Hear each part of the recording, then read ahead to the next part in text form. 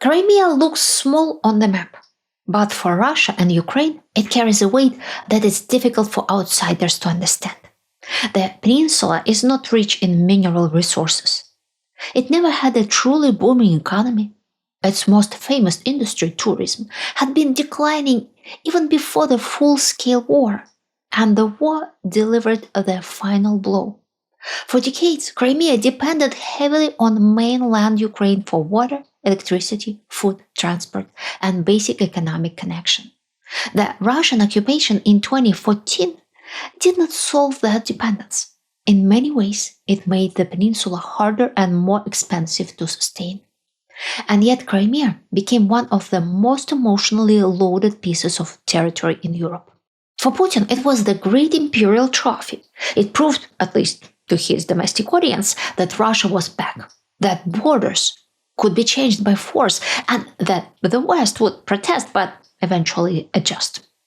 For many Russians, Crimea was not only politics, it was childhood vacations, Soviet nostalgia, Sevastopol, naval glory, warm sea, cypresses, mountains, and the fantasy that history had finally been corrected. For Ukraine, Crimea means something very different. It is a test of sovereignty. If Russia can steal Crimea and keep it, then Ukrainian independence is never fully safe. The theft remains unfinished business. This is why Crimea is so hard to solve. It is not valuable in the simple economic sense. It is valuable because too many myths, memories, military plans, stolen assets, displaced people, and future security questions have been packed into one peninsula. Putin turned Crimea into the symbol of his greatest political victory, but the war in Ukraine has changed the meaning of that victory. The same peninsula that once made him look strong now has to be supplied, defended, justified, subsidized, and protected from Ukrainian strikes. It became not only a trophy but a burden, and potentially one of Russia's biggest strategic traps. I'm Elvira Bary, a writer born in the Soviet Union, and today we'll look at what makes Crimea so valuable, why Russia grabbed it, what happened after occupation, and why it is so hard for either side to accept a peace deal that leaves Crimea in the opponent's hands. Here's our roadmap. The Peninsula Prize. Why Crimea matters so much to both Russia and Ukraine. The first grab.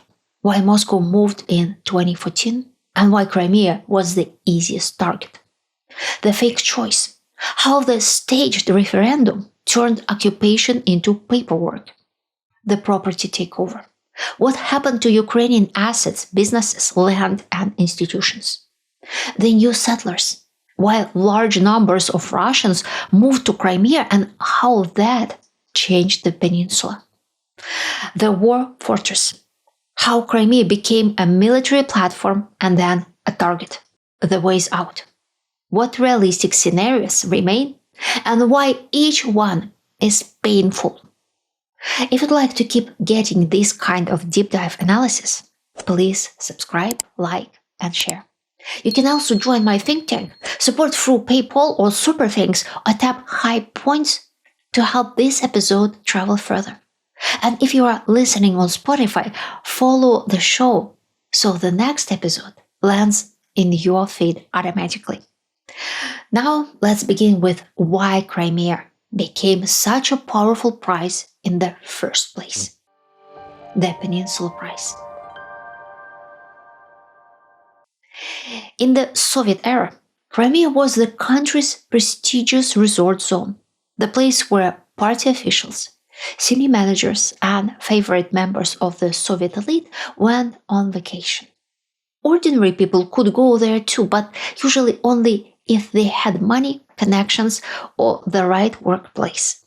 Many factories, ministries, and government agencies had access to Crimean sanatoriums and holiday resorts and distributed vacation vouchers among their employees. Others came on their own, renting a room from locals, staying with relatives, or camping in tents near the sea. But even that required money. something many Soviet families did not have in abundance. In the 1980s, the average monthly salary was about 125 rubles, officially around $170, but in real hard currency terms, closer to $30 a month.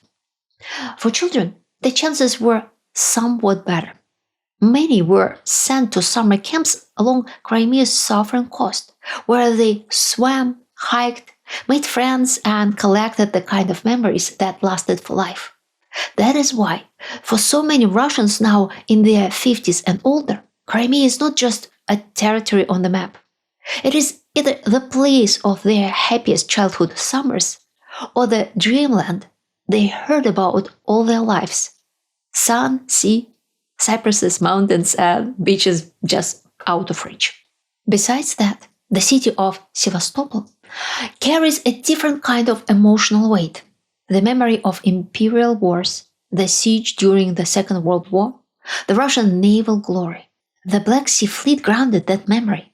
After Ukraine became independent, Russia leased naval facilities in Crimea to keep Sevastopol as the fleet's main base. From there, Moscow could project power across the Black Sea and toward the Mediterranean. For Ukraine, Crimea became a test of sovereignty. Up to 1954, Crimea used to be a part of Russia until the Soviet government transferred it to Ukraine. After 1991, Crimea became part of independent Ukraine. Russia, among other UNO members, recognized Ukraine's borders in formal agreements. But there was also the human reality. Crimea was home to Ukrainians, Russians, and Crimean Tatars. Over a half of the peninsula's population identified as Russians rather than Ukrainians. In 1992, the Supreme Council of Crimea proclaimed the independent Crimean Republic. This move was supported by Moscow. The Russian parliament declared the 1954 transfer illegal and offered Ukraine a negotiation regarding the peninsula's new status. In essence, it was a takeover attempt. If the transfer was illegal, then Crimea rightfully belonged to Russia. Ukraine turned down the negotiation and convinced the Crimean government to cancel the planned referendum. Crimea remained part of Ukraine, but received a wider autonomy. This peaceful resolution became possible because the Russian government was divided on Crimea. The parliament supported the separatist movement, but President Boris Yeltsin wanted to avoid an armed conflict with Ukraine. He wanted a friendly relationship with the West, and taking over Crimea clashed with this goal. But the next president saw Crimea as a trophy ripe for taking. The first grab. Russia moved on Crimea in 2014 because the moment looked perfect. Ukraine had just gone through the Maidan revolution. Viktor Yanukovych fled Kiev, and the new authorities were still forming. Moscow looked at that confusion and saw an opening. Crimea was the easiest place to seize because Russia already had military personnel and equipment there. The Black Sea Fleet was based in Sevastopol under agreements with Ukraine. That made the operation much easier to disguise, at least for the first days. Then came the men in green uniforms without insignia. They took control of key buildings and blocked Ukrainian military bases, while Moscow pretended these were local improvised militia. The mask was thin, but it did its job, created enough confusion to slow the response. Later, Putin openly admitted Russian forces had been involved in creating conditions for the referendum. But then, the political purpose had already been served. The local parliament was taken under pressure. A new pro-Russian leadership appeared, and the referendum was announced at impossible speed. Russian media pumped the same message day and night. Crimea was returning home as fascists had taken Kiev, and Russia was protecting its people. For the Russian public, this was intoxicating. The phrase Crimea is ours became a national spell. It healed or seemed to heal a deep wound from the collapse of the Soviet Union. People who had felt humiliated by the 1990s suddenly saw Russia acting like an empire again. This was one of Putin's greatest political victories inside Russia. His approval ratings rose sharply after the annexation. For Ukraine, the experience was the opposite: shock, helplessness, and betrayal. Ukrainian soldiers were surrounded in their own bases. Some defected to Russia, but many waited for orders that were slow and cautious because Kiev feared that armed resistance in Crimea could give Russia the excuse for a wider invasion. But that wider invasion came anyway, first through Donbass, then in full force in 2022. Crimea taught Moscow a dangerous lesson that the West would barely do anything to protect Ukraine's territorial integrity. Back then, in 2014, it protested and introduced sanctions. It expelled Russia from the G8. But to the Kremlin, that looked like a reasonable trade-off for an easy victory, feeding the imperial myth and making Russians love Putin more than ever. The fate choice. The referendum of March 2014 was presented as the voice of Crimea. In reality, it happened under military pressure. The United Nations General Assembly later stated that the referendum had no validity and could not serve as the basis for changing Crimea's status. The ballot itself was part of the trick. People were not offered a normal status quo opinion where Crimea simply remained part of Ukraine under the existing constitutional order. For Russian television, this worked perfectly. It showed crowds, flags, speeches, grand words about return, and the happy tears of people supposedly coming home. Then came citizenship. On March 21st, 2014, Russia automatically extended Russian citizenship to Ukrainian citizens and stateless persons who permanently resided in Crimea. On paper, people could reject it in writing for a short period. In reality, refusal made normal life nearly impossible. Without Russian citizenship, a person could lose their medical insurance, social benefits, access to public services, and even their home. Government and municipal employees had to acquire Russian passports if they wanted to keep their jobs. Tenants in social housing were pushed into new Russian contracts that also required Russian citizenship. By 2024, the UN Human Rights Monitoring Mission reported that only about 0.5% of Crimea's official residents did not hold Russian citizenship. That number shows the efficiency of pressure. The same machinery moved into media. Out of roughly 3,000 media outlets registered under Ukrainian rules, only 232 were authorized to work by April 2015 under the new system. Crimean Tatars and pro-Ukrainian residents paid the highest price. The Majlis, the representative body of the Crimean Tatar people, was banned. People were prosecuted for wearing Ukrainian colors, for social media posts, and even private conversations. The property takeover. For many Ukrainian owners, the Russian occupation of Crimea meant loss of all their property. The UN Human Rights Monitoring Mission described large-scale expropriation of public and private property without compensation or proper legal safeguards. According to estimates, at least 5,516 real estate assets had been expropriated in Crimea. Behind this number are people who built businesses, operated hotels, or ran farms. Yesterday, their documents were valid. Today, the new authorities said, register again under our laws, accept our citizenship, or lose everything. This was especially devastating for Ukrainian state property and Ukrainian businesses. Kiev lost military assets, government buildings, infrastructure, and enterprises. Ukrainian banks left the peninsula or were forced out. The legal logic kept hardening. In 2020, A Russian presidential decree restricted land ownership in many Crimean territories to Russian citizens and Russian legal entities. Ukrainian citizens who refused Russian citizenship could be treated as foreigners in their own land. After that, the number of land plots owned by foreign citizens declined sharply as people either gave in or left the peninsula. This is why the property question will be one of the hardest problems in Crimea returns to Ukrainian control. Who owns a hotel taken in 2014 and sold 3 times? What happens to an apartment bought by a Russian settler after the owner fled?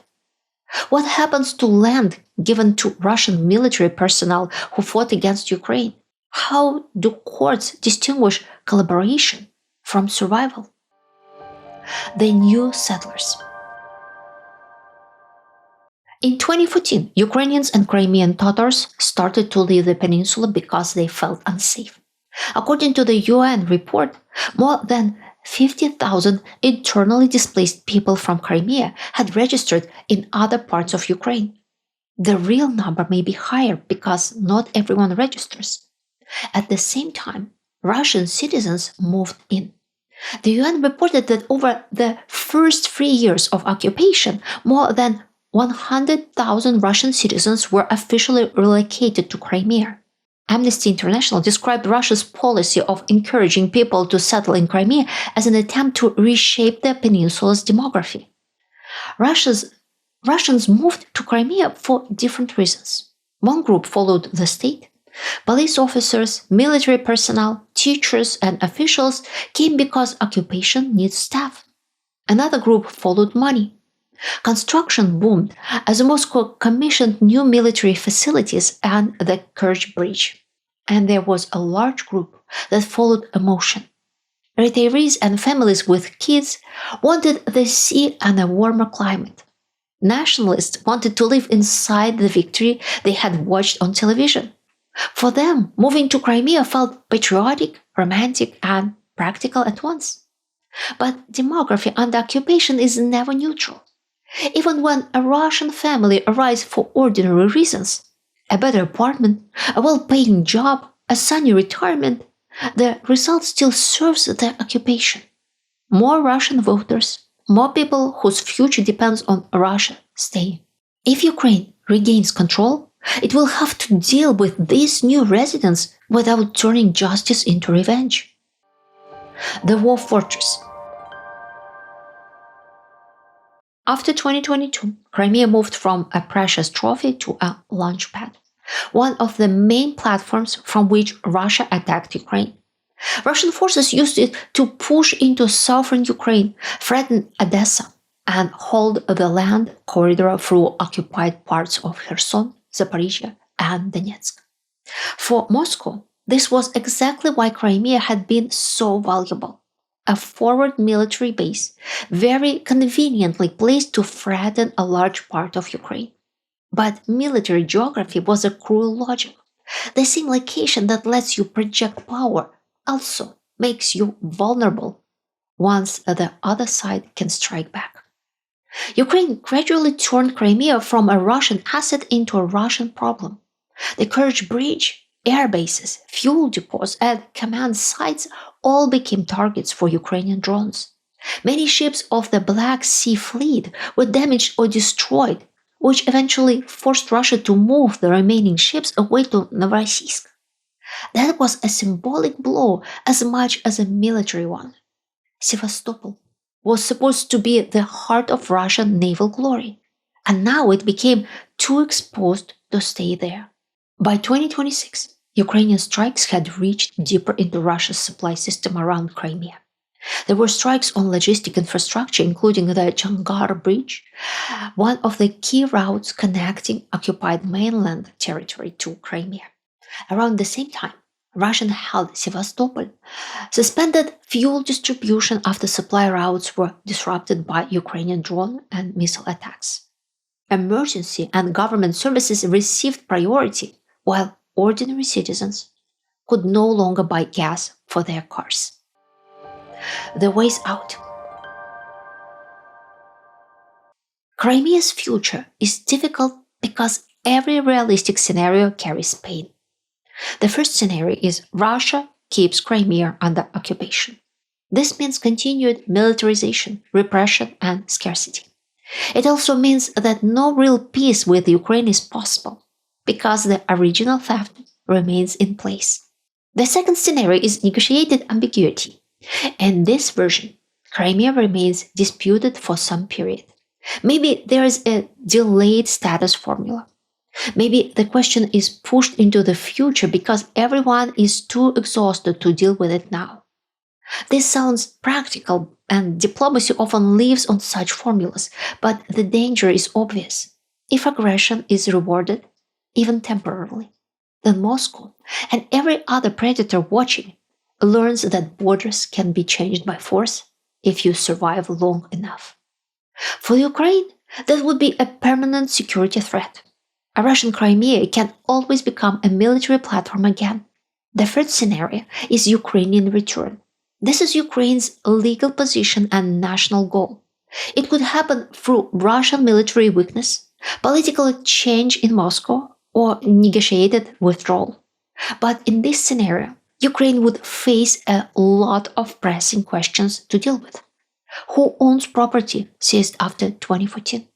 What happens to Russian settlers who arrived during occupation?